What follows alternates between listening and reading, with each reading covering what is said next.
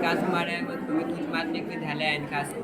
आजकल जो है वो बहुत सारी प्राकृतिक आपदाओं के कारण जो है वो मानवीय जानमाल की हानि हो रही है, जिसमें से भूकंप भी एक ऐसी आपदा है जिसके कारण जो है वो कई लोग मारे जाते हैं। साथ ही जो अनेक मकान होते हैं, जो छोटी मकानें होती है वो जो है भूकंप के कारण जो है ढह जाती है या फिर गिर जाती है।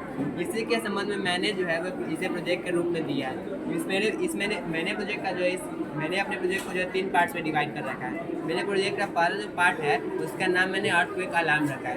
मैम यह अर्थक्वेक अलार्म का यह कार्य है कि जैसे ही यहाँ पर जब भूकंप आती है तो इसके झटके के कारण जो है इसमें जो लगा हुआ जो दोलक होता है वो हिलने लगता है, जिसके कारण मैंने एक बजर का प्रयोग किया जो कि ध्वनि उत्पन्न करता है। और इसमें मैंने एक रेड लाइट्स का प्रयोग किया जो कि लाल, जो कि खतरे का निशान होता है, वो सूचित कर दिया कि भूकंप आ गई है। तो लोग जो है सतर्क होकर खुले स्थान, जैसे कि मैंने यहाँ पर प्लेग्राउंड या फिर ग्राउंड का निर्माण किया है, उसमें चले जाएंगे।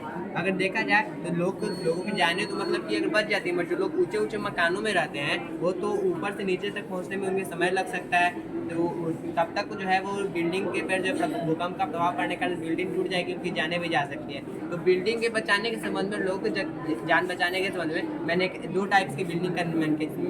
मैंने एक ऐसे बिल्डिंग का निर्माण किया है जिसके बेस में मैंने जो स्प्रिंग का इस्तेमाल किया, जैसा कि आप लोग देखते होंगे जो बाइक्स होते हैं उसमें सॉकर्स का इस्तेमाल किया जाता है। सॉकर्स का यह कार्य रहता है कि वो जो झटके होते हैं उन्हें अवशोषित कर लेता है और धीरे धीरे रिलीज करता है, जिससे बाइक सवार जो होते हैं उनको जो झटकों का महसूस नहीं हो पाता है। उसी का यूज मैंने यहाँ पर स्प्रिंग के युक्ति की तरफ किया है। यह स्प्रिंग का यह कार्य होता है कि जैसे ही यहाँ पर जब भूकंप आती है तो यह उनके झटकों को अवशोषित कर लेता है, जिससे उनके झटकों को अवशोषित कर लेता है और धीरे धीरे रिलीज करता है, जिसके कारण जो है इसका भूकंप का प्रभाव जो है मकान पर बहुत ही कम पड़ता है, जिसके कारण इसमें उपस्थित जो लोग होते हैं वो ऊपर से नीचे तक जो है वो आसानी से पहुंच सकते हैं और ग्राउंड तक पहुंच सकते हैं, जिससे उनकी जाने भी बच जाएंगी। साथ ही जो हमारा मकान होता है, जो इमारतें होती है वो भी सही सलामत रह जाएगी। दूसरी तरफ मैंने एक ऐसे बिल्डिंग का निर्माण किया है, जैसे ही यहाँ पर भूकंप आता है तो जो मकान होता है उसको क्षैतिज एवं ऊर्ध्वाधर गति में या जो है हिलने लगता है, जिसके कारण यह टूट भी सकता है। तो इसमें मैंने जो है उसको संतुलित करने के लिए एक ऐसे बॉल का इस्तेमाल किया है जिसका भार जो है बहुत ही ज़्यादा होता है।